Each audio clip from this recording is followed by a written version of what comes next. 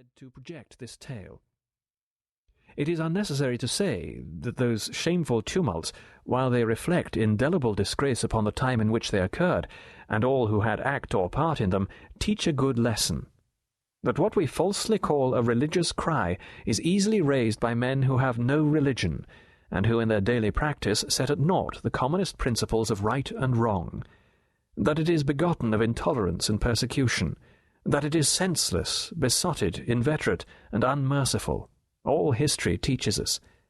But perhaps we do not know it in our hearts too well to profit by even so humble an example as the no-popery riots of 1780. However imperfectly those disturbances are set forth in the following pages, they are impartially painted by one who has no sympathy with the Romish Church, though he acknowledges, as most men do, some esteemed friends among the followers of its creed. In the description of the principal outrages, reference has been had to the best authorities of that time, such as they are. The account given in this tale, of all the main features of the riots, is substantially correct. Mr. Dennis's allusions to the flourishing condition of his trade in those days have their foundation in truth, and not in the author's fancy. Any file of old newspapers or odd volume of the Annual Register will prove this with terrible ease. Even the case of Mary Jones, dwelt upon with so much pleasure by the same character, is no effort of invention. The facts were stated exactly as they are stated here in the House of Commons. Whether they afforded as much entertainment to the merry gentlemen assembled there as some other most affecting circumstances of a similar nature mentioned by Sir Samuel Romilly is not recorded. That the case of Mary Jones may speak the more emphatically for itself, I subjoin it, as related by Sir William Meredith in a speech in Parliament on frequent executions, made in 1777. Under this Act, the Shoplifting Act, one Mary Jones was executed, whose case I shall just mention. It was at the time when press warrants were issued on the alarm about Falkland Islands. The woman's husband was pressed, their goods seized for some debt of his, and she, with 2 small children, turned into the streets a-begging. It is a circumstance not to be forgotten that she was very young, under 19, and most remarkably handsome. She went to a linen-draper's shop, took some coarse linen off the counter and slipped it under her cloak. The shopman saw her, and she laid it down. For this she was hanged. Her defence was, I have the trial in my pocket, that she had lived in credit and wanted for nothing, till a press-gang came and stole her husband from her.